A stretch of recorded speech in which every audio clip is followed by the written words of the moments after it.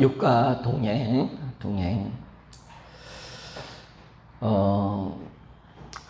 우리가 신약을 살고 있는 우리에게 진정한 믿음이 무엇이냐라고 했을 때 믿음은 예수 그리스도와 함께 사는 것입니다. 그래서 이제 이 동행, 그분과 함께 사는 것, 그분과 동행하는 것, 이제 이게 우리 믿음의 최종 목적지입니다. 그래서 이제 하나님이 우리와 함께 살려고 오셨고, 그리고 예수님이 이 땅에 오셨을 때 임마누엘이라는 이름을 가지고 이 땅에 오셨습니다. 그러니까 예수님 십자가 죽을 뿐 아니라 부활하셔서 내 안에 들어오시고 싶어서 나와 영원히 함께 사는 것이 하나님의 마음이었고요. 그리고 이것이 이제 바른 신앙생활임을 말씀해 주고 있습니다. 자, 그러면 동행 1번, 예수님이 내 안에 계신다라고 말씀했습니다. 이게 이제 우리 구약과 신약의 차이점이죠. 절대로 구약은 예수님이 이 구약 백성들 마음에 들어갈 수 없잖아요. 하나님이 함께 할 수 없잖아요. 아직 예수 피가 뿌려지지 않았고 우리 마음이 성전이 되지 못했기 때문에 이스라엘 백성들은 예수님과 함께 살 수 없었습니다. 그런데 정확하게 이제 예수님이 내 안에 들어오신 겁니다. 오늘 공식을 보니까 1번, 작은 1번, 믿음은 영접이다. 야, 이게 참 귀한 공식이죠. 야, 믿음은 영접이다. 어떻게 이렇게 이제 믿음을 정의할 수 있는지 딱 보니까 임재가 딱 열리니까 하나님이 원하는 믿음의 자리가 뭔지를 딱 아니까 믿음 이꼴 영접이다. 믿음은 영접이다. 딱 그렇게 말씀을 하는 것입니다. 그래서 우리가 예수 그리스도를 주인으로 믿는 거죠. 주인으로 믿는다는 것은 다른 게 아닙니다.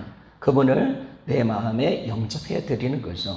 그러니까 우리가 예수 그리스도를 우리가 주인으로 믿는다 했을 때 내가 주인된 죄를 회개하고 그분을 주인으로 믿는다는 그 자체가 뭐냐면 그분을 내 마음의 주인으로 영접하는 겁니다.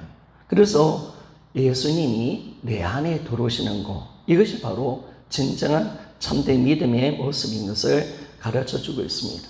그렇게 되면 우리가 믿음을 가진 자는 다 예수님이 우리 안에 와 계시는 겁니다. 예수가 없는 믿음은 존재할 수 없고요. 그리고 우리가 반드시 예수님을 주인으로 믿는다는 것은 다른 게 아니거든요. 이분을 내가 마음으로 영접하는 것, 그분을 내 마음속에 모시는 것임을 우리에게 정확하게 말씀해 주고 있고, 그리고 그분이 우리 안에 들어오시는 사건임을 말씀해 줍니다. 자, 요한복음 1장 12절 우리 다 같이 한번 읽어보기를 원합니다. 시작. 영접하는 자, 곧 그 이름을 믿는 자들에게는 하나님의 자녀가 되는 권세를 주셨으니 아멘. 그죠? 분명히 우리 영접이죠. 영접. 우리가 정말 주님을 믿는다는 것은 바로 예수 그리스도를 나의 주인으로, 내 마음의 주인으로 영접하는 겁니다. 내 마음에 모시는 것이 진짜 믿음이다 라는 것을 말씀해 주고 있습니다. 요한계시록 3장 20절 같이 한번 읽어봅시다. 볼지어다 내가 문 밖에 서서 두드리노니 누구든지 내 음성을 듣고 문을 열면 내가 그에게로 들어가 그로 더불어 먹고 그는 나로 더불어 먹으리라 라고 말했습니다. 자, 문을 연다는 이 말은 우리가 주님께 부활의 주님께 굴복한다는 겁니다. 나의 권세 권리가 그분께 이양된다는 겁니다. 그러니까 우리가 주님을 영접한다. 그냥 영접이 아니죠, 여러분. 우리가 우리 읽은 마지막 가가 7가가 부활의 주께 굴복하라. 우리가 예수님을 영접한다는 것은 다른 것이 아니고 주인이시니까 이제 내가 주인된 자를 회개하고 예수님 앞에 내가 굴복하는 자리가 이 영접이라는 것을 말씀해 줍니다. 그래서 마음의 문을 여는 겁니다. 지금까지 나의 마음의 문이 내가 지고 있었고 내가 주인이었던 이 마음이었는데 주님을 이제 내 마음의 주인으로 영접하여서 이제 내가 그분께 굴복하고 그분과 함께 사는 거. 그래서 먹고 마신다. 우리 교제하는 거잖아요. 이 삶으로 들어가는 것을 말씀해 줍니다. 반드시 우리 믿음은 예수 그리스도를 내 안에 모시는 것까지 들어가야 됩니다. 우리는 반드시 예수님을 모셔야 됩니다. 그래서 성경은 딱 뭘 말합니까? 고린도후서 13장 5절 말씀, 우리 고린도후서 13장 5절, 우리가 잘 아는 말씀이죠. 고린도후서 13장 5절 어떻게 말을 하고 있습니까? 너희는 믿음 안에 있는가? 너희 자신을 시험하고 너희 자신을 확정하라. 예수 그리스도께서 너희 안에 계시는 줄을 너희가 스스로 알지 못하느냐? 그렇지 않으면 너희는 버림받은 자니라 라고 말씀합니다. 이 말은 경고의 말씀보다는 지금 사도 바울이 고린도 교회 교인들에서 어떻게 말씀하냐면 너희 안에 예수가 있다는 거예요. 너희 안에. 근데 너희들이 예수가 있다는 믿음으로 살아가야 된다. 너희들의 믿음은 예수가 있는 거다 라고 그렇게 말씀하면서, 만약에 너희들이 예수님이 없다고 생각하고 있다는 사실을 모르고 산다면 너희들 믿음 없는 자다라고 그렇게 말씀하는 겁니다. 저는 이제 이 말씀이 그냥 무서운 경고의 말씀이라고 생각했는데 이 복음으로 딱 들어가 보니까 이제 사도 바울이 고린도 교인들을 향해서 너희들 믿음이 어디 있는가? 너희들 마음에 예수가 있다는 거예요. 너희들은 혼자가 아니라 예수와 함께 연합되어 있고 예수님이 너희들 마음속에 있는 사람이다 라고 말씀하면서 너희들은 예수님과 함께 사는 믿음을 우리가 가지고 살아가야 된다. 이걸 우리에게 정확하게 말씀을 해주는 것입니다. 여러분, 참된 믿음은 어떤 겁니까? 바로 지금 내 안에 예수가 있다는 것을 보여주는 것. 우리가 주님과 함께 사는 것. 이것이 참된 믿음일 수밖에 없습니다. 그러나 믿음은 영적과 동일한 거죠. 우리 믿음은 그냥 내가 하나님 믿는다 이게 아니죠. 예수님이 내 안에 들어오시고 그분과 함께 사는 것, 그분이 내 안에 와 계시는 것, 이것까지 가야 된다는 사실을 말씀해 줍니다. 그래서 믿음은 우리가 영접이고요. 그리고 고린도후서 13장 5절 말씀과 또 고린도후서 4장 7절, 이게 이제 우리 전체 믿음이 되는 거죠. 믿음. 그러니까 고린도후서 4장 7절에 보면 우리 질그릇 안에 있는 보배이시죠. 우리 안에 예수가 와 있다. 이게 믿음입니다. 이게 신학의 믿음입니다. 주님이 내 안에 들어오셔서 나와 함께 사신다. 이게 믿음이라는 것을 정확하게 우리에게 보여주고 있는 것입니다. 그래서 우리는 이제 이 믿음을 우리가 가졌습니다. 그러면 우리가 이 믿음으로 주님을 영접했다면 이번 영접은 동행의 시작이다라고 그렇게 말씀을 했습니다. 자, 내 안에 예수님을 영접하는 순간 우리는 예수님과 연합되어 예수님과 동행하는 삶이 시작되는 겁니다. 그러니까 이제 우리가 뭐냐면 주님을 영접했잖아요. 그럼 믿음 생활은 뭘까요? 믿음은 영접이지만은 내가 신앙생활을 한다는 것은 뭡니까? 우리가 예수님과 연합되어 있는 연합을 통해서 내 안에 들어오신 그분과 함께 내가 사는 것, 동행하는 것, 이게 우리 믿음이 되는 것을 알 수가 있습니다. 그러니까 살아가는 겁니다. 주님이 내 안에 오셔서 나와 살려고 오셨기 때문에 우리가 사는 데 자리까지, 그러니까 우리는 혼자가 아니라 주님과 함께 동행하는 삶이 진짜 우리의 신앙생활이다라는 것을 말씀해 주고 있습니다. 제가 읽겠습니다. 내 안에 예수님을 영접하는 순간 예수님과 연합되어 예수님과 동행하는 삶이 시작되었다. 그러므로 믿음, 영접, 연합, 동행은 예수님을 믿는 순간 동시에 일어나는 일이다. 예수님이 내 안에 계시는 것이 실제가 될 때 예수님과 동행하는 삶을 살게 된다라고 그렇게 말씀합니다. 그러니까 신약의 믿음은 어디 있느냐? 내가 예수님을 영접하고 예수님과 연합되어 주님과 함께 동행하는 삶, 이게 바로 우리의 신앙생활입니다. 그러니까 믿음은 영접이기 때문에 우리 신앙생활은 뭐냐면 연합되어 있는 그분, 내 안에 들어오신 그분과 함께 동행하는 삶, 이게 바로 신앙생활의 모습인 것을 정확하게 말씀해 주고 있습니다.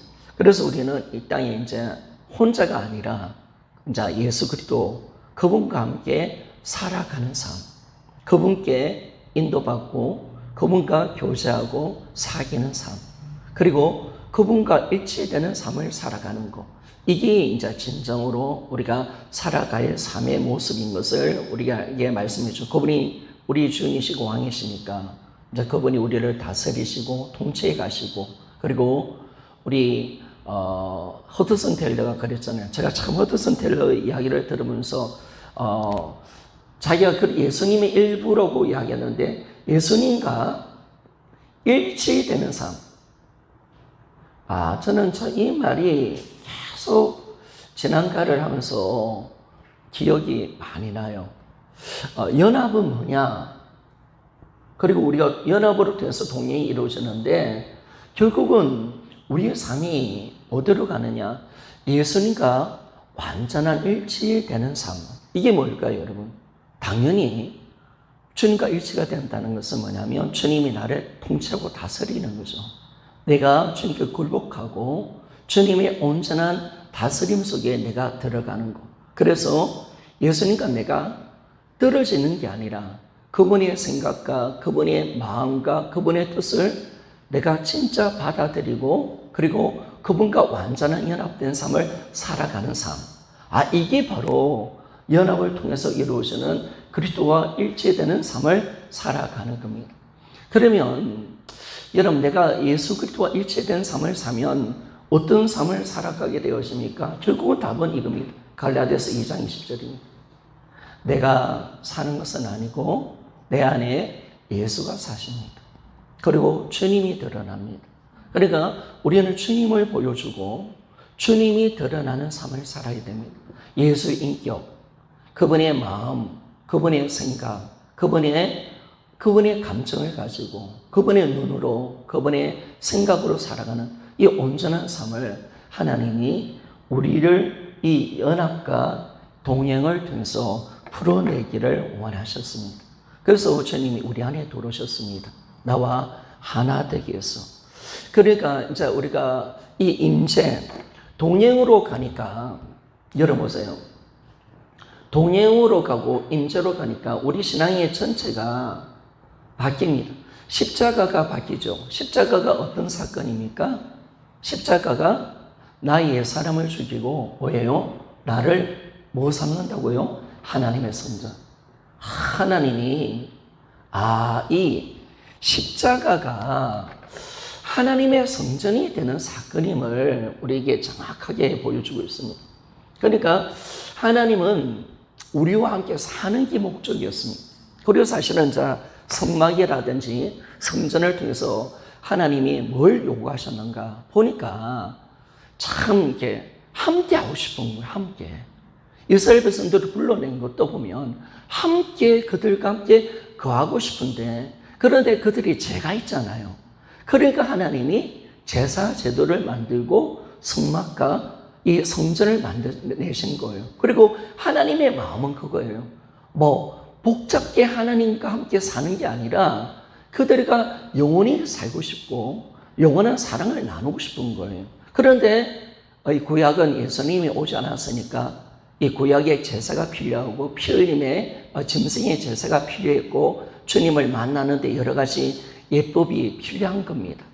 그런데 이제 예수님이 딱 오셔서 이 제 문제를 깨끗하게 해결해 주셨죠. 그리고 난데 하나님의 마음은 뭐냐면 어떤 건물이 아니라 내가 성전되기를 원하는 거죠. 내 안에 들어오고 싶어 하십니다. 완전한 하나, 완전한 연합, 삼위일체가 성부, 성자, 성령이 하나 된 것처럼 예수님과 우리가 이 삼위일체의 수준처럼 완전한 연합을 이루기를 원하고 하나 되기를 원하고 이 자리로 들어가서 함께 살고 싶은 것이 바로 하나님의 꿈이었습니다. 하나님의 비전이었고, 그러니까 우리가 임재가 동행이 하나님의 소원이었고 궁극적인 하나님의 목적이었고 하나님의 비전이었고 꿈이었다는 사실을 예전에 많이 좀 풀어봤던 것 같습니다. 그래서 하나님이 이 임재를 통해서 동행을 통해서 원해 십자가가 뭐냐면 그는 나의 죄를 위해서 십자가에 죽었다, 돌아가셨다. 그리고 내 죄 용서해 주었다. 이 정도가 아니죠. 그러니까 이게 우리가 이렇게 부활까지 못 가니까 이 임재까지 못 잡으니까 복음이 약한 거예요. 제가 요즘 한 번씩 제가 알고 있는 목사님들의 설교를 한번 들어봐요. 제가 있었던 교회들 담임 목사님 설교를 들어보면 복음이 안 나와요. 복음이 정확하지 않아요. 그러니까 아직 그 십자가에 매달려 있고 그냥 뭐 회개가 뭐냐, 죄가 뭐냐 이 정도 풀어내지 복음을 통해서 연합과 동행을 풀어내지 못해요. 그러니까 이가의 가장 중요한 것은 제가 봤을 때는 연합입니다. 지난주 강의가 제가 봤을 때는 가장 중요한 강의 같아요. 이번에 가장 중요한 포인트는요, 연합입니다. 연합을 통해서 모든 것이 풀려져 버립니다. 그래서 우리가 연합을 통해서 주님의 임재, 동행이 시작되어 버리는데, 그러면 하나님은 여기에 모든 초점이 있습니다. 하나님의 모든 관심은 여기 있습니다. 하나님의 꿈은 여기 있습니다. 이게 하나님의 꿈이요, 비전이었습니다. 하나님의 꿈입니다. 이걸 만들어내게 한 사건이었죠. 그래서 우리 복음은 뭐라고 말했습니까? 하늘에서 내 마음까지가 맞는 거예요. 하늘에서 내 마음까지. 예수님으로 시작된 이 복음이 내 마음까지 오는 거예요. 주님이 내 안에 들어오시는 사건까지가 되어질 때 진짜 복음이에요. 진짜. 하나님의 꿈이 여기 있다는 사실을 우리에게 말씀해 주죠. 그러면 여러분, 십자가가 뭐냐? 십자가가 뭐냐면 나 옛사람을 죽여버린 거예요. 나 옛사람을 죽여서 내가 하나님의 성전되는 새로운 피조물, 하나님을 마음속에 모실 수 있는 새로운 피조물로 만들어낸 사건입니다. 그러니까 여러분, 지금 성전은 누굽니까? 왜 예수님의 성전을 파괴시켜 버리셨습니까? 성전을 왜 없애버리셨습니까? 그분이 성전이었고요. 그리고 우리가 성전인 겁니다. 그래서 하나님은 그 구약의 성막과 성전을 좋아하지 않으셨어요. 사실 주님이 아모스 9장에 보면 주님은 뭘 좋아하냐면 어떤 성막도 성전 이거보다는 다윗의 장막을 좋아하셨습니다. 이름 다윗의 장막을 아시죠? 다윗의 장막은 법궤가 있었는데 그는 다윗이 장막을 치놓고 법궤를 넣어버렸어요. 아무 격식이 없는 거예요. 격식이 없고 어떤 제사 제도 이런 게 필요 없는 거. 거기서 그냥 예배 드리고 함께 기뻐하고 이런 걸 주님이 사실은 원하셨어요. 그러나 이제 아직까지 예수님이 오시지 않으니까 이 죄가 용서가 받지 못하니까 성전을 다시 만들어내신 걸 뿐이지, 하나님은 우리가 격식이 없기를 원하고 완전한 연합의 자리로 들어가기를 원하셨습니다. 그래서 이 하나님과 우리의 관계를 깨뜨린 이 죄 문제, 이걸 해결하셔서 이 모든 구원을 이루어내셨습니다. 그러면 하나님의 꿈이, 하나님의 구원의 목적이 동행과 임재라면 당연히 여러분 보세요. 역적으로 딱 풀어내면 말씀이 다 풀어져 버리는 거예요. 그 임재를 잡으면, 동행을 잡으면 복음의 문이 활짝같이 열려버립니다.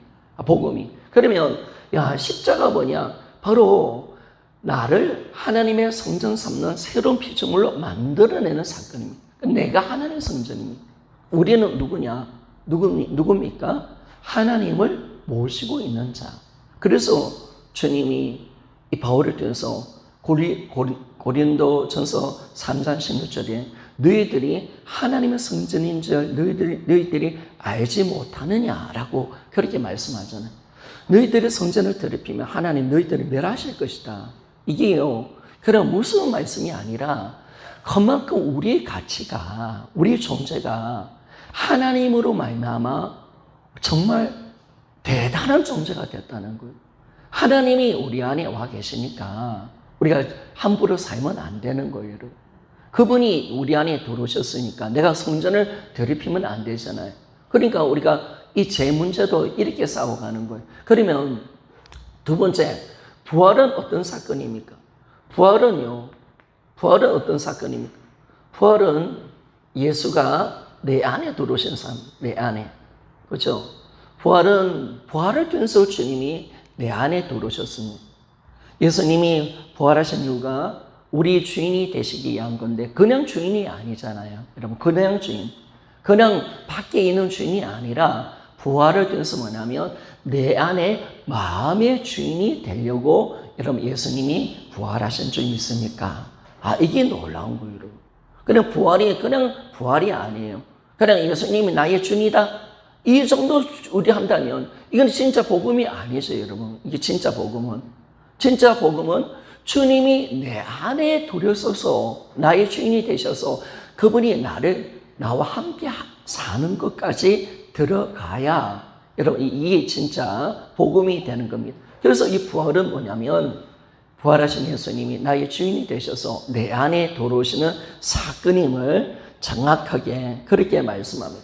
그러면 이 삶들이 되어지니까 이제 신앙생활은 이제 동행인재로 우리가 들어갈 수가 있는 겁니다. 들어갈 수 있는 그 삶을 우리가 살아가게 되는 것입니다.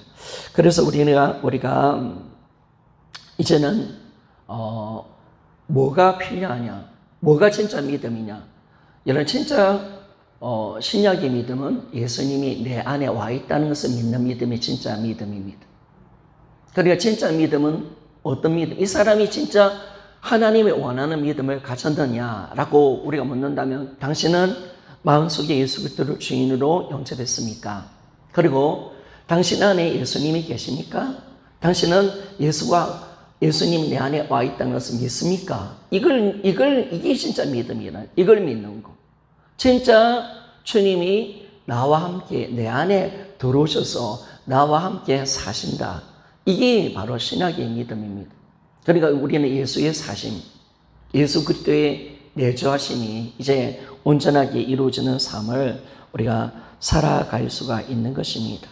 그래서 우리가 이제는 이 믿음으로 뭐냐면 이제 주님이 이루어놓으셨으니까 하나님은 믿음을 통해서 이 동행의 은혜를 누릴 수 있도록 만들어준 겁니다. 그러니까 이제 우리가 복음이라는 것은 뭐냐면 여러분 우리가 복음이란 내 노력과 내 열심이 그게 아니라 하나님께서 이루어놓으신 이 놀라운 복음의 은혜를 붙들고 믿음으로 누리는 거죠. 믿음으로. 하나님이 만들어내신 거예요. 우리에게 영광의 은혜로 우리를 초대하신 거죠. 초대하셔서 우리를 이 자리에 불러주셨다면 이제는 우리는 내 안에 계신 것을 내가 받아들이고 믿을 때 이 동행의 삶을 내가 온전하게 누릴 수 있도록 하나님이 만들어내신 것을 알 수가 있습니다. 그러면 세 번째, 예수님이 나와 함께 하신다. 당연히 이제 우리가 주님을 내가 모셨다면 그분을 영접하고 이제 영접으로 동행이 시작되었다면 예수님은 항상 나와 함께하는 삶을 내가 사는 겁니다. 예수님과 함께. 이게 이제 엄청난 축복이고 이게 이제 우리 믿음의 승리가 보장이 되는 것을 알 수가 있습니다. 자, 마태복음 28장 20절 같이 한번 읽어보기를 원합니다. 시작. 내가 너에게 분부한 모든 것을 가르쳐 지키게 하라. 볼지어다 내가 세상 끝날까지 너희와 항상 함께 있으리라 하시니라. 아멘. 여러분 이 말씀은 예전에는 저는 그냥 하나님이 사명을 감당하는 자에게 주는 하나님의 어떤 특별한 축복이라고 생각했습니다. 그런데 이게 임재로 딱 맞춰지니까 진짜 맞는 거예요. 이거는 우리 모두가 누리는 축복이고 우리는 임재 가운데 사는 축복을 우리가 받은 겁니다. 그러니까 우리가 어떤 삶을 살더라도 우리는 예수님과 함께 사는 겁니다. 주님이 나와 영원히 함께하는 삶을 살아가는 겁니다. 그러니까 이 땅에서 외롭지 않고 힘들지 않고 그리고 그 주님으로 말미암아 내가 세상을 이길 수 있는 자가 될 수가 있다는 사실을 알게 되어집니다. 우리가 언제 주님과 함께하는 삶을 이제 살아가는 거죠. 자, 데살로니가 전서 5장 10절 말씀을 우리가 함께 읽어보기를 원합니다. 시작. 예수께서 우리를 위하여 주사 우리로 하여금 개든지 자든지 자기와 함께 살게 하려 하셨느니라. 아멘. 여기서 보니까 주님에게는 임재가 전부였습니다. 그러니까 십자가에서 주님이 그 고통을 당하시고 견디었던 그 사건이 뭐냐면 무엇을 위한 것이었냐면 임재입니다. 그러니까 여러분들이 임재를 작게 여기면 안 됩니다. 임재가 얼마나 큰 사건인가, 이게 얼마나 위대한 사건인가를 깨달아야 됩니다. 하나님의 목표가 여기 있었습니다. 영원히 사는 것. 여기에 우리는 올인해야 됩니다. 주님이 이 임재를 만들어내기 위해서 십자가에 죽었다라고 말씀하셨거든요. 그 고통을 참아내셨고 그 앞에 있는 기쁨을 위해서 이 십자가를 지셨다라고 그렇게 말씀을 하셨거든요. 왜? 임재가 전부였고 임재를 만들기 위해서 이 모든 고통을 견뎌내셨다라는 걸 우리가 알게 되면요. 그러면 우리 신앙이 어디로 들어가야 되느냐? 주님과 함께 사는데 우리가 정말 최선을 다하며 살아가는 그런 삶을 우리는 살아가야 됩니다. 자, 그래서 여러분 우리가 참된 믿음은 어떤 믿음입니까? 어떤 순간, 어떤 환경 속에서도 주의 임재하심을 내가 믿는 것, 주님이 나와 함께 한다는 사실을 내가 아멘할 수 있는 것, 이게 진짜 믿음입니다. 그러니까 우리 성도의 삶은 뭐냐면 내가 내 혼자가 아니라 내가 어떤 환경에 있든지 내가 그분을 인정해 드리고 내가 그분 앞에 그분이 나와 함께 하는 사실을 아멘할 수 있는 것, 그분을 우리가 인지하며 살아가는 삶을 사는 것, 이것이 우리의 진정한 믿음이 되어진다는 사실을 성경은 정확하게 그렇게 보여주고 있습니다. 그래서 우리는 이제는 하나님과 함께하는 정말 위대한 삶을 하나님께서 살도록 만들어내셨죠. 그러니까 이걸 이제 모르면 안 되죠. 근데 제가 이게 약했던 거예요. 주님이 내 안에 와 계신다. 이게 약하면요, 신앙 전체가 흔들려 버리면 신앙 전체가. 그러니까 주님이 어디와 계시는, 우리는 자꾸 구약의 시대에 살고 있다 생각해요. 그러니까 내가 기도 많이 하고 성령이 임하면 임재 가운데 있고 성령이 떠나면 주님이 나를 떠난 것처럼 생각해요. 이건 구약을 살고 있는 백성들이죠. 근데 하나님은 뭐냐면 내 안에 들어오셔서 나와 영원히 살고 영원히 함께 하겠다. 나를 떠나지 아니하겠다. 이게 하나님의 은혜인 줄 믿습니다. 이게 놀라운 거죠, 여러분. 그러니까 우리가 어떤 하나님의 축복과 은혜 속에 사는, 그리고 우리가 담대할 수 있는 힘이 여기 있다는 사실을 우리가 정확하게 우리가 알 때, 이제는 우리가 주님이 주시는 그 임재와 능력 가운데 살아가는 삶을 하나님께서 만들어내신 것을 말씀해 줍니다. 자, 그러면요, 우리가 이 임재를 누릴 때 우리가 어떤 삶을 살아갈 수 있는가, 예수님과 동행할 때 어떤 삶을 살아갈 수 있는가라고 했을 때 2번입니다. 2번인데, 자, 예수 그리스도와 동행하는 삶을 우리가 살 때 1번, 산상수훈의 팔복의 삶을 살게 된다라고 그렇게 말씀을 합니다. 우리가 다 같이 한번 읽어볼까요? 마태복음 5장 3절에서 12절 같이 한번 읽어봅시다. 시작. 심령이 가난한 자는 복이 있나니 천국이 저의 것이며 애통하는 자는 복이 있나니 저희가 위로를 받을 것이며 온유한 자는 복이 있나니 저희가 땅을 기업으로 받을 것이며 의에 줄이고 목마른 자는 복이 있나니 저희가 배부를 것이며 긍휼히 여기는 자는 복이 있나니 저희가 긍휼히 여김을 받을 것이며 마음이 청결한 자는 복이 있나니 저희가 하나님을 볼 것이며 화평케 하는 자는 복이 있나니 저희가 하나님의 아들이라 일컬음을 받을 것이며 의를 위하여 핍박을 받는 자는 복이 있나니 천국이 저희 것입니다. 나를 인하여 너희를 욕하고 핍박하고 거짓으로 너희를 거스려 모든 악한 말을 할 때는 너희에게 복이 있나니 기뻐하고 즐거워하라. 하늘에서 너희 상이 큼이라. 너희 전에 있던 선지자들을 이같이 핍박하였나니라. 아멘. 자, 연합이 주는 축복, 주님과 함께하는 삶을 사는 축복이 한 가지가 뭐냐면 내가 하나님 말씀을 이룰 수 있는 사람이 되었다는 것입니다. 그러니까 우리가 주님과 동행으로 가지 않으면 우리 신앙은 철저 율법적인 신앙이죠. 내가 뭔가 말씀대로 살려고 내 힘대로 살려 할 때 여러분 이게 되지도 않고요. 그리고 율법에 눌려서 살아갈 수밖에 없습니다. 그런데 정확하게 나라는 자가 누굽니까? 나는 예수와 연합된 자입니다. 예수님이 내 안에 와 계시고 나와 함께 사십니다. 그러면 나는 이제 어떻게 되어집니까? 그분과 함께 살기만 한다면, 그분과 함께 교제하고, 그분과 함께 동행하고, 그분의 통치와 그분의 다스림이 내가 살고, 그분이 나를 통해서 드러나기만 한다면 하나님의 모든 말씀을 내가 다 이룰 수가 있는 거예요. 이게 이제 엄청난 거죠, 여러분. 말씀을 이룰 수 있다는 거. 내가 말씀을, 하나님 말씀의 수준은요, 우리가 늘 알지만 성경은 하나님의 수준입니다. 원수를 사랑하라. 이런 분이라도, 읽을 분이라도 용서하라. 그리고 이 모든 것이 하나님이 주시는 이 메시지인데, 근데 우리는 인간의 수준으로의 사랑이 아니라, 하나님의 말씀을 우리가 지켜내는 게 아니라 하나님이 원하는 수준으로 우리가 순종하며 나아가는 거 아니겠습니까?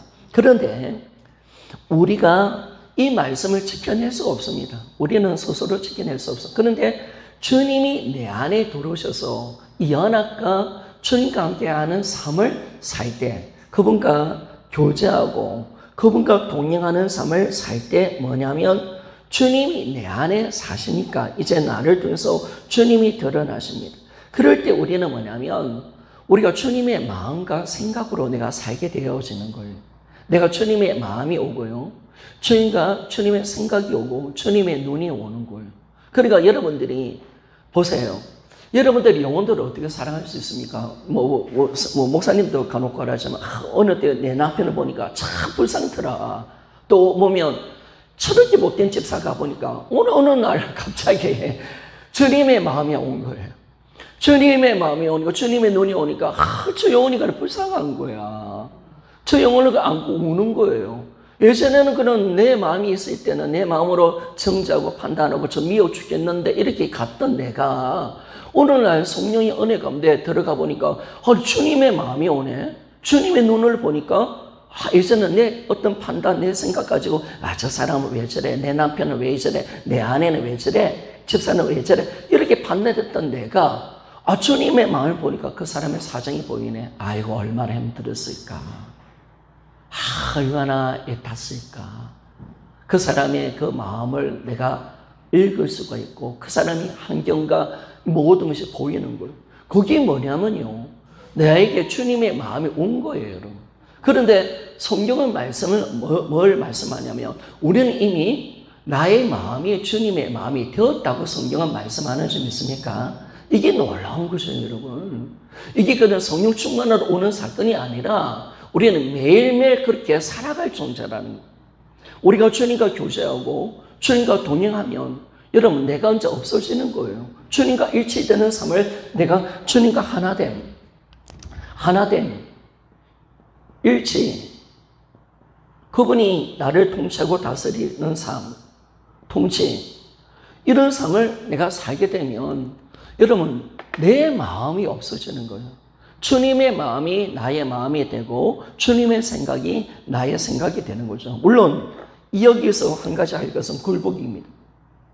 우리가 굴복된 자가 주님의 통치와 임재를 누리게 되어 있습니다. 그러니까 여러분, 우리가 왜 복음을 잡았는데 내가 왜 자꾸 죄를 짓고 나는 왜 주님과 함께 삶을 살지 않느냐라고 했을 때 굴복이 약해서 그렇습니다.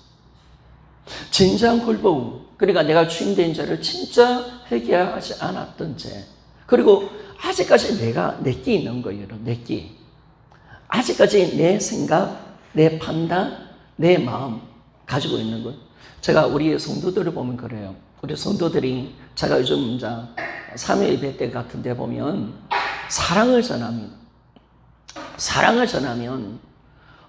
저 소개를 때문에 힘들어요. 쉽지 않잖아요.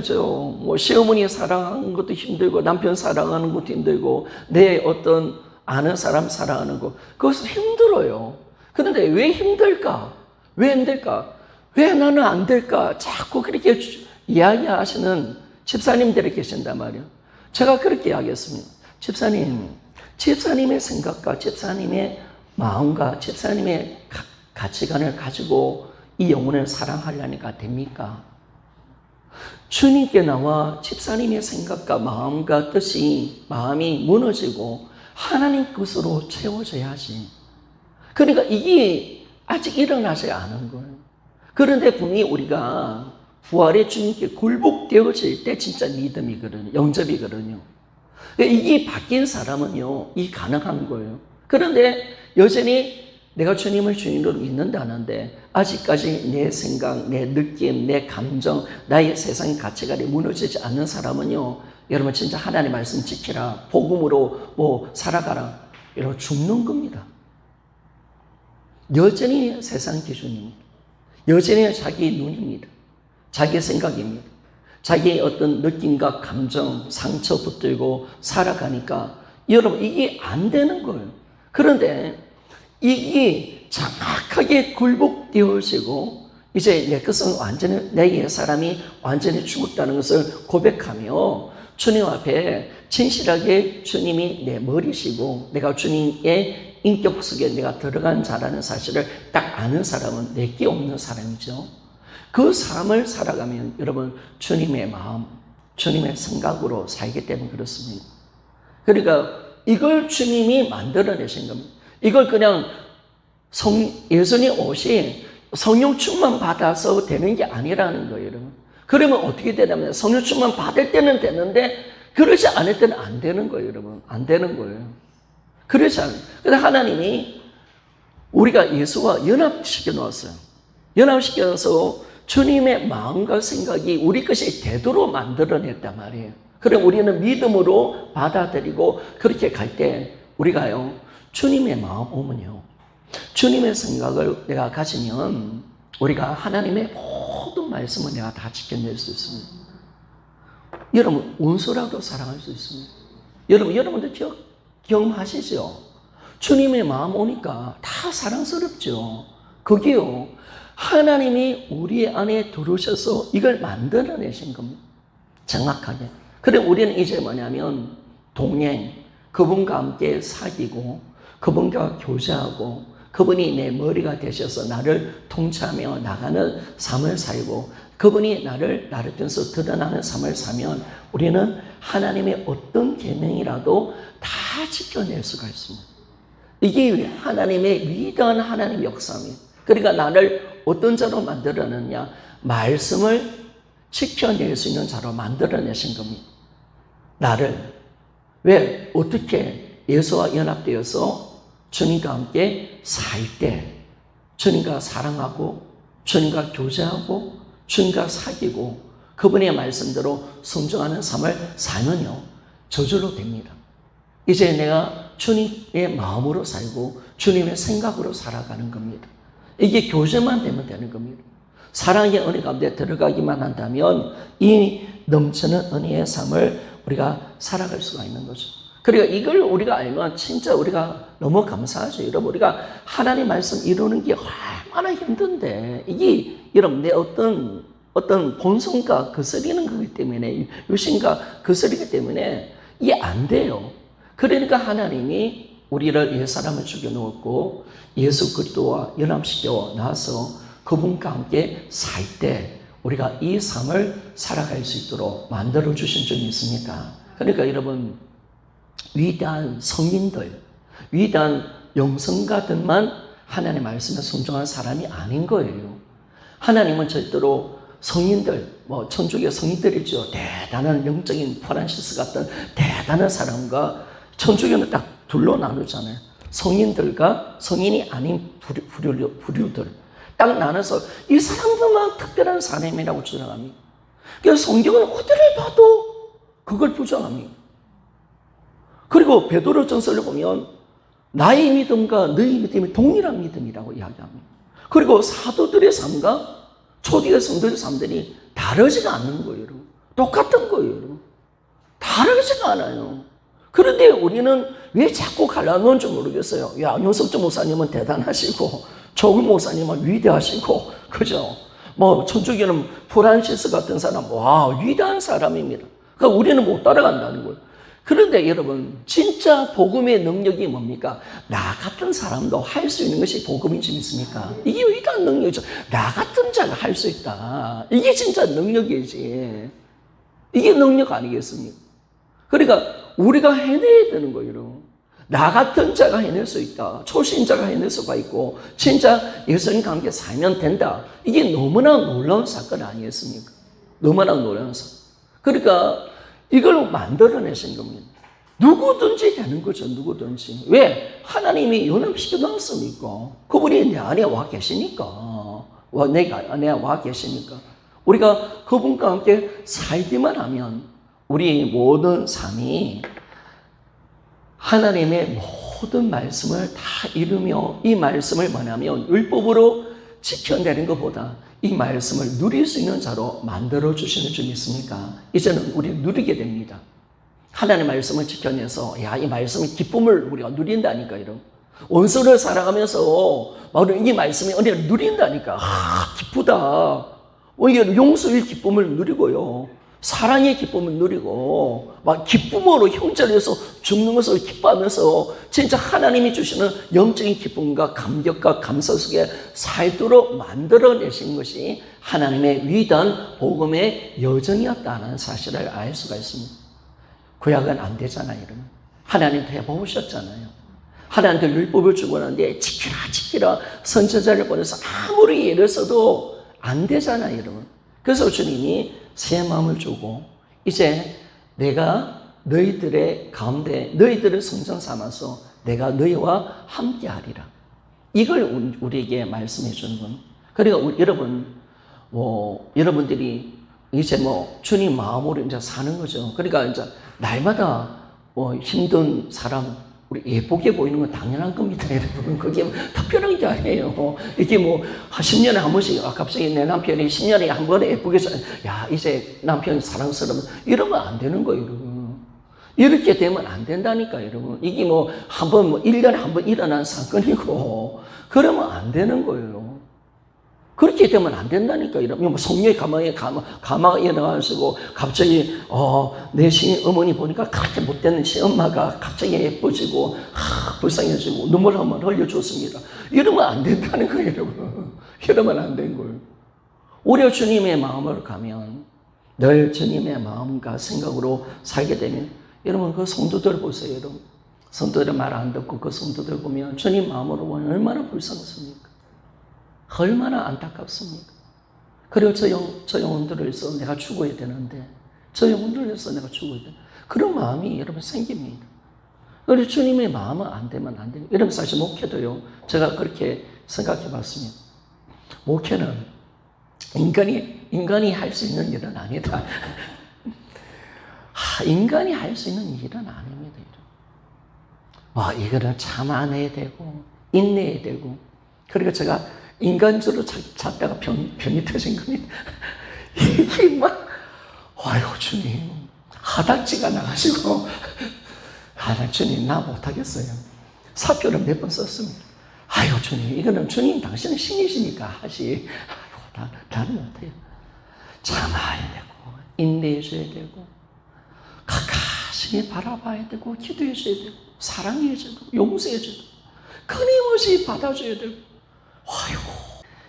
여러분, 그 인간이 수준을 할 수 있습니까? 목회뿐만 아니라, 제가 봤을 때 목회뿐만 아니죠, 여러분.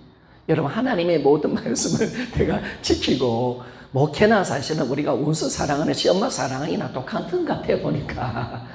그게 됩니까, 인간의 힘으로? 여러분, 내 병들어 죽는다니까, 여러분. 그런데 이게 정확하게 내가 주님을 사귀고, 주님과 함께 교제하고, 주님을 사랑하면 내가 없어질 때 나를 통해서 주님의 마음이 오잖아요. 그러면 정말 그 영혼을 사랑할 수 있습니다. 그 영혼을 다 용서할 수 있습니다. 그리고 하나님의 모든 법을 다 지켜낼 수가 있고 정말 예수님의 형상이 나를 통해서 드러나고 그렇게 나타나는 거죠. 그리고 이 삶을 하나님이 만들어내신 겁니다. 근데 내 노력으로 내가 기도 많이 하고 성령 충만 받아 죽도록 고생한 거예요. 죽도록. 내가 참다 제가 그랬어요. 이 비밀 모르고 참다. 또 한번 참자. 또 참자. 저 집사들이 지금 가만히 안 놔요. 자, 내가 언젠가 폭발시킨다. 10번 숨으면 이게 병이 돼가지고 온 마디가 다 그냥 쑤시는 거예요. 그냥 제가 다 쑤시는 거예요. 이 참아진다고 되는 건 아니더라고요. 근데 언젠가 참는 사람은 언젠가 폭발합니다. 반드시 폭발합니다. 그런데 그게 그렇게 되는 게 아니에요. 주님의 마음이 와고, 주님, 예전에는 그랬어요. 제가 막 초반 개척 초기 때는 자신감이 있어가지고 까불거리면 막 셀이 뽁뽁하 내가 쫓아냈는데, 이제 막 하도 다 나가버리니까 주님, 이제 다 지가 죽어가지고, 이제 다 지어져. 할 말도 못하고, 이제. 근데 주님은 그 자리까지 가기를 원했죠. 원했는데, 근데 주님의 마음은 우리가 그냥 참고 인내하고 그게 아니라 복음으로 들어가라. 복음으로. 그리고 주님의 마음으로 네가 살아야지. 네가 할 수 있지. 인간 사랑하는 거 절대로 할 수 없다는 거 주님도 아시잖아요. 그러니까 우리가 이제 내가 할 수 있는 그건 다른 거 없잖아요, 여러분. 주님이 하시는 줄 믿습니까? 이게 그렇죠. 주님이 하시는 거. 그러니까 우리가 진짜 복음으로 살면 우리 윤석준 목사님이 항상 주님이 하셨습니다. 이게 목사님 18번인데 제가 봤을 때는 이 말이 놓아요. 내가 사는 게 아니에요. 내가 하는 게 아니에요. 주님이 하셨어요. 주님이 사랑하게 하셨어요. 이 말을 할 수밖에 없어요. 나는 알아요. 이거. 내가 한 거 아니라는 거 나 안다니까요. 내 마음이 아니라는 거 나 안다니까요. 그 주님이 나를 통해서 드러나셨고 사셨고 주님의 마음으로 했기 때문에 우리는 어떻게 말을 하냐면 주님이 하셨습니다. 이렇게 이야기하는 거예요.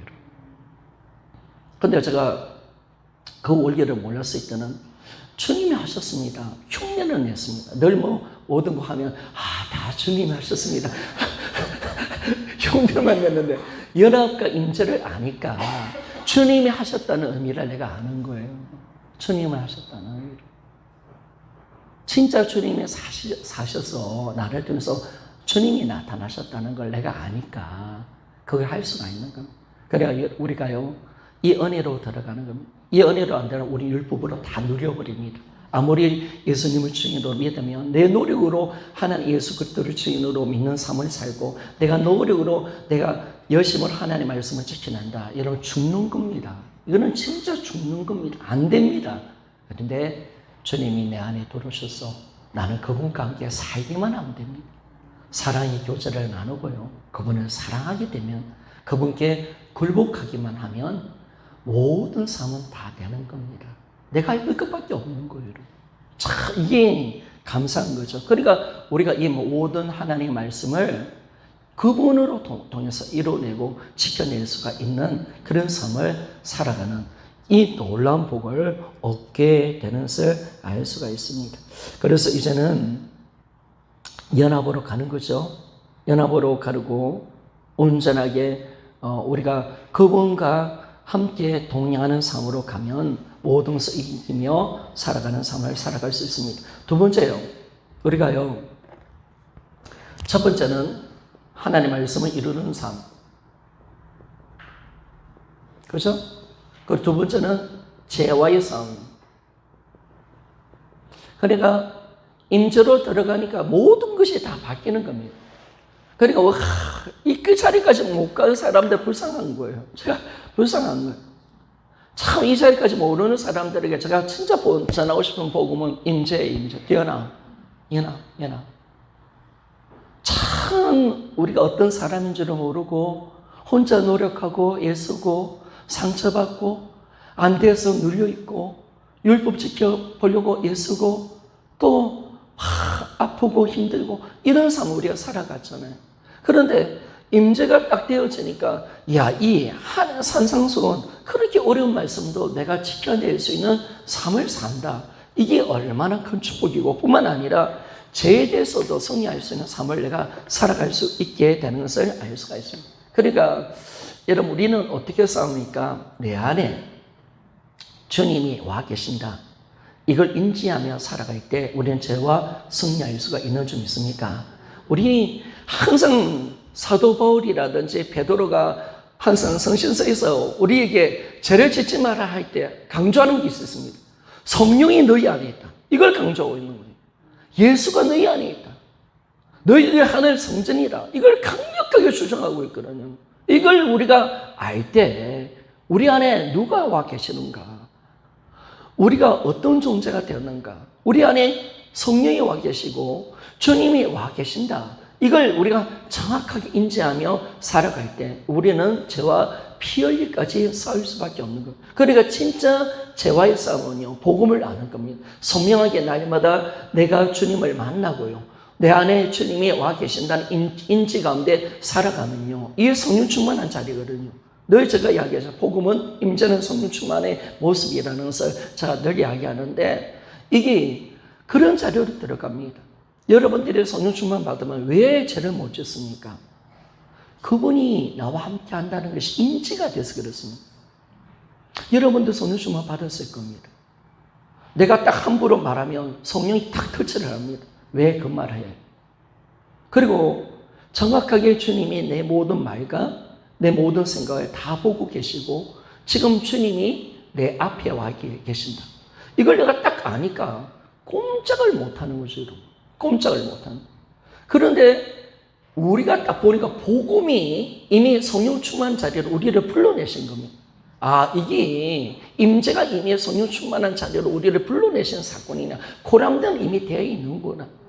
이걸 우리가 아는 겁니다. 그러니까 정확하게 우리는 죄와의 싸움 속에서도 내가 막 죄를 안 지려고 하는 게 아니라 예수 그리스도를 인지할 때 내 안에 어떤 분이 와 계시는가, 그분과 함께 살 때 우리는 당연히 죄를 지을 수 없는 존재가 되는 거죠. 죄와 싸울 수밖에 없는 존재. 늘 이야기하지만 제가 최창석 형제, 춘천한마음교회 최창석 형제, 그 형제가 구원파였고 그리고 알코올 중독자였는데 어느 날 하루 모임 속에 교사였는데 모임 속에 술을 마실 수밖에 없는 그런 자리 가운데 들어갔습니다. 근데 술잔이 왔습니다. 그런데 술을 먹으려 하는 그 순간 그런 생각 속에 들어온 거죠. 하나님이 하신 거죠. 주님이 내가 너 안에 있다. 그리고 내가 술을 마시려면 이분을 짓밟아야 돼. 이분을 무시해야만이 내가 술을 마실 수 있다는 것을 정확하게 인지한 겁니다. 그럴 때 내가 어떻게 주님을 짓밟을 수가 있나? 내 안에 계신 그분을 어떻게 내가 무시하고 내가 술을 마실 수 있나? 못한다. 딱 끝을 한 거죠. 여러분, 이게 이제 죄와의 싸움이 되는 이유가 이 싸움이 되는 겁니다. 주님이 정확하게 내 안에 와 계신다. 하나님을 내가 진실하게 정확하게 그거를 인지하는 삶을 내가 살면요, 이 죄와의 싸움에서 우리가 승리하며 살아가는 그런 삶을 우리가 살아갈 수 있습니다. 자, 이번에서 12장 2절에서 4절 말씀을 한번 같이 읽어보기를 원합니다. 시작. 믿음의 주요 또 온전케 하신 이 예수를 바라보자. 저는 그 앞에 있는 즐거움을 위하여 십자가를 참으사 부끄러움을 개의치 아니하시더니 하나님 보좌 우편에 앉으셨느니라. 너희가 피곤하여 낙심하지 않게 하여 죄인들이 이같이 자기에게 거역한 일을 참으신 자를 생각하라. 너희가 죄와 싸우되 아직 피 흘릴까지는 대항치 아니하고. 아멘. 정확하게 죄가 어떤 의미인지, 죄를 지으면 어떤 일이 일어나는지 정확하게 우리가 인지하며 살아가는 것. 이거는 예수 그리스도와 함께 사는 삶이 되어지면 자연스럽게 따라오는 겁니다.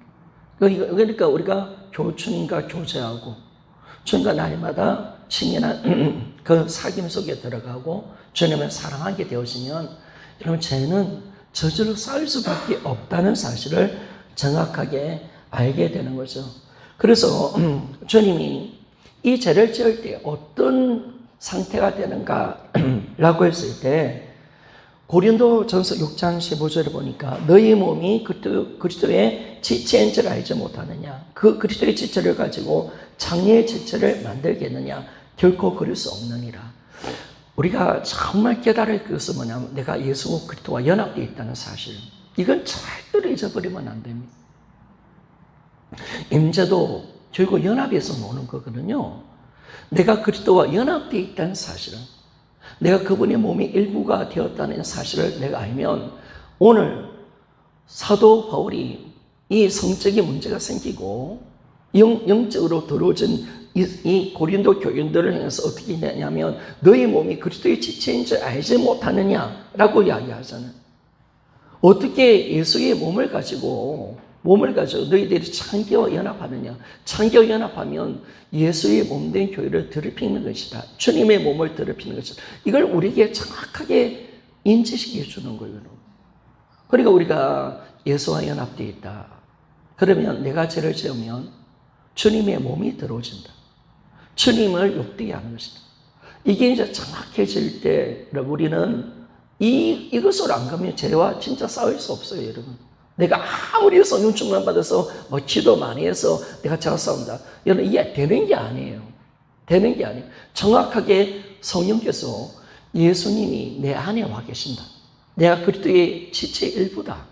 나는 연합되어 있다.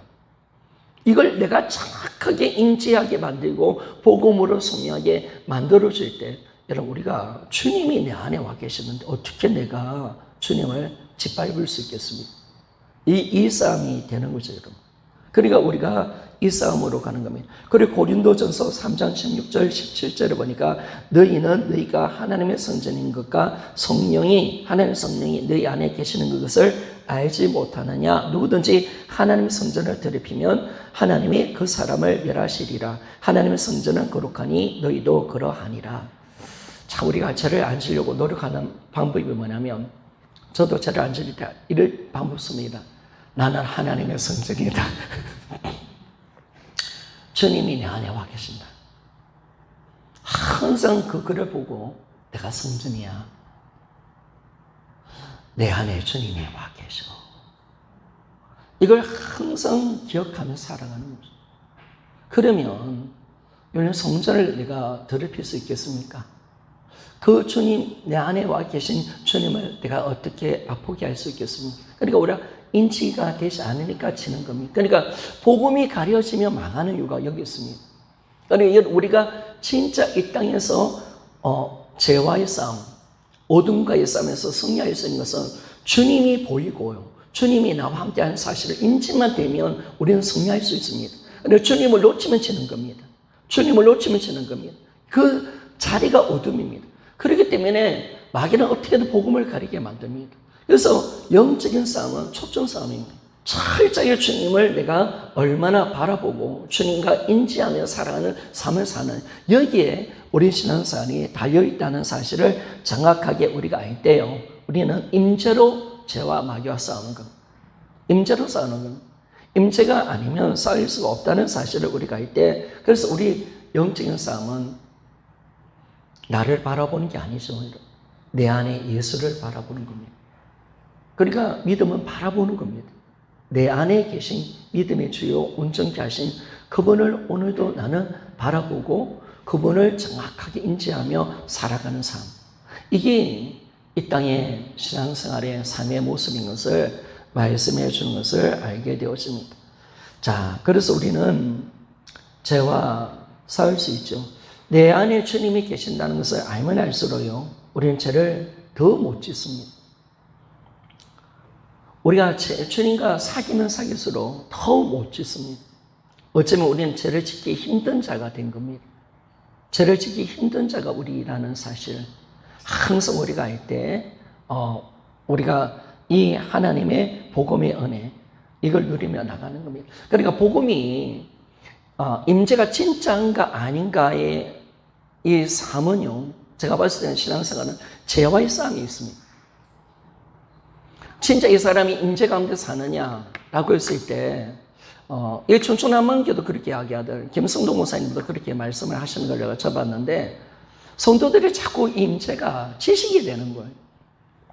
지식이 되는데, 그런데 왜 이게 지식이 되는가? 자꾸 가려져요. 그리고 이게 주님과 관계가 안 돼요. 죄가 또 들어와요. 그러니까 자꾸 이 아는데 누리지는 못하는 지식이 됩니다. 그런데 우리가 진짜 이 하나님의 말씀이 임재가 진짜 되는 사람의 삶의 모습을 보면 죄와 싸움이 있습니다. 죄와 싸우는 사람은요, 회개하는 사람은 여러분 하나님 임재 가운데 살아가는 사람들입니다. 이걸 통해서 우리가 드러낼 수 있습니다. 아, 진짜 내가 임재 가운데 내가 살고 있느냐, 내가 하나님을 인정하고 살아가고 있느냐, 이게 척도가 뭐냐면 내가 죄와 어떤 싸움을 하고 있는가. 만약에 내가 주님의 임재 가운데 있다고 말을 하시면 죄를 함부로 짓고 함부로 말하고 산다라고 한다면 사실 임재 가운데 살지 않는 겁니다. 그러나 진짜 주님의 임재 가운데 사는 사람은요, 말도 행동도 함부로 할 수 없습니다. 이게 함부로 할 수 있는 영역이 아니라니까요, 여러분. 내 안에 주님이 딱 와 계시고 주님이 나를 딱 통치하시고, 여러분 우리는 뭐예요? 내가 은밀한 죄 여러분 칠 수 있습니까? 여러분 주님이 내 안에 와 계시는데요. 주님이 모르는 게 있을까요? 말도 안 되죠. 우리는 어떤 생각합니까? 아, 주님이 안 보이니까 나 숨어서 죄를 지면 주님도 기억하지 못할 거예요. 참 우리 인간의 논리는, 우리가 여러분 뭐 사자가 타조를 잡으러 가릴 때 그런 다 돼요. 타조를 막 잡아, 나도 타조가 이제 안 되니까 자기를 숨기게 되는데 대가리만 모래 안에 박는데. 자, 대가리만 모래 박는다고 타조가 숨어 있는 겁니까? 그래 잡혀먹는데. 근데 우리가 그러면 안 되는 거예요, 여러분. 정확하게 우리가 주의 임재 가운데 우리가 사는 그 삶 속에 우리가 들어가고 얼마나 내가 죄에 민감하게 껴 있는가. 그러니까 거룩이 능력입니다. 그죠? 거룩이 능력이고, 당연히 이제 이 임재 가운데 우리가 살아가는 삶의 능력은, 임재가 이 능력도 달라집니다. 능력이 뭐냐? 여러분, 죄를 안 짓고 거룩입니다. 이게 완전히 파라다임이 다 바뀌어버립니다. 그러니까 여러분들이 신앙생활을 은사, 능력, 여러분 아무리 그걸 강조해야 돼요. 죄를 지으면 결국 안 됩니다. 죄를 지으면 하나님이 안 쓰십니다. 결국은 거룩의 능력입니다. 왜냐하면 주님이 나와 함께 하시기 때문에 그렇습니다. 그러니까 거룩의 능력입니다. 이 모든 파라다임이 이제 전체가 바뀌는 이 차원으로 우리가 들어가게 되는 겁니다. 가장 능력 있는 자가 누구냐? 죄를 이기는 자가 되는 거죠, 여러분. 그래서 우리가 이 자리까지 정말 주님의 깊은 임재 가운데 우리가 사귀고 주님을 인지하는 정도, 인지할 수 있을 정도로 우리가 주의 음성을 듣고 주님의 인도를 받는 그 삶 속에서 내가 살면 우리는 죄를 이기고 능력 있는 삶을 우리가 살게 되어져 있습니다. 자, 세 번째, 옥두기 신앙을 삶을 살게 됩니다. 자, 옥두기입니다. 자, 고린도후서 4장 7절에서 9절입니다. 자, 우리가 고린도후서 4장 7절은 임재를 말하는데 복음이죠, 복음이 임재니까 사실은 고린도후서 4장 7절이 복음의 핵심 구절이 될 수가 있는 겁니다. 그래서 되는데, 그런데 이 임재가 딱 되어지니까 어떤 결과가 나오느냐라고 그렇게 우리가 딱 보니까, 자, 고린도후서 4장 7절에서 9절입니다. 같이 한번 읽어봅시다. 시작. 우리가 이 보배를 지그스에 가렸으니 이는 능력의 힘이 큰 것이 하나님께 있고 우리에게 있지 아니함을 알게 하려 함이라. 우리가 사방으로 우겨삼을 당하고 쌓이지 아니하며 답답한 일을 당하여도 낙심하지 아니하며 핍박을 받아도 버림받지 아니하며 고그르트림을 당하여도 망하지 아니하고. 아멘. 자, 우리가 세상을 어떻게 이겨가느냐라고 했을 때 내 안에 어떤 분이 와 계시고 어떤 분이 함께 하시느냐, 이걸 내가 딱 진짜 믿고 네가 그분과 함께 살면요, 우리는 모든 것을 이기는 자가 되는 겁니다. 이게 신앙이 간단해지는 거죠, 여러분. 왜? 내 안에 와 계시는 세상보다 크신 분이시니까, 힘이 큰 능력은 그분께 있으니까 임재가 능력이고 임재가 모든 것을 이겨낼 수 있는 하나님의 축복임을 말씀해 줍니다. 그래서 우리는 오늘 이제 8절부터 우리 9절까지 사방이 우겨삼, 그리고 답답한 일, 핍박, 그리고 꼬꾸르트림, 이 인간이 당할 수 있는 최고의 어떤 힘든 자리 아닙니까? 그런데 이 힘든 자리 가운데 결국은 뭐냐면 주님과의 임재 속에 사는 자는 넘어지지 않는다는 거예요. 그러니까 우리가 어떤 순간 속에도 우리가 오뚜기 같은 어떤 고난이 와도 어떤 힘든 것이 오고 뭐 세상이 그렇잖아요, 여러분. 얼마나 많은 어려움들이 있습니까? 그런데 내가 다시 일어나고 쓰러지지 않고 일어날 수 있는 힘이 어디 있느냐라고 했을 때 주님의 임재입니다. 그리고 주님과 함께 살아가는 이것이 얼마나 강력한 능력인가라는 것을 정확하게 우리에게 말씀해 주고 있다는 겁니다. 이것만 붙들면 되는 겁니다. 그러니까 우리가 어떤 환난과 어려움이 왔을 때 내가 주님과 함께 한다는 이 삶, 주님과 함께 사귀는 삶, 이것이 진짜 능력이다라는 것을 말씀해 줍니다. 여러분, 우리 바울과 실라가 빌립보 감옥에서 매를 많이 맞고 들어갔는데, 그런데 그들이 하나님을 찬양합니다. 하나님께 감사 기도를 드리고요. 그럴 수 있는 힘이 어디 있었냐라고 했을 때, 우리는 감사, 찬양, 이렇게 봐야 되는데, 이렇게 이야기했는데, 그게 아니라 그들이 하나님의 임재 가운데 들어가 있기 때문에 문제가 되지 않는 겁니다. 이 하나님이 내 안에 와 계신다. 그러면 이 하나님 어떤 분이십니까? 우주보다 크신 분 아닙니까? 우리 문제보다 크신 분 아닙니까? 그러니까 주님이 함께하는 삶을 살면요, 문제가 되지 않는 거예요. 그러니까 우리 그리스도인들은 뭐냐면 문제가 일어나는데 문제보다 크신 분이 계시니까 문제가 되지 않는 거예요. 사건이 안 되는 거예요. 가난이 문제가 되지가 않는 거예요. 여러분들이 만약에 가난이 문제가 된다, 그러면 우리는 지금 주님을 붙들지 않는 겁니다. 내 어떤 문제가 크게 느껴진다, 그러면 우리는 주님을 놓친 겁니다. 그러면 우리 주님을 붙들면 우리에게 어떤 가난과 어려움이 와도 그거보다 크신 분이 우리 안에 와 계시니까 그것은 문제가 되지 않는 줄 믿습니까? 이걸 이겨가는 거예요. 이게 이제 되는 거예요. 그러니까 여러분들이 뭘가 문제예요?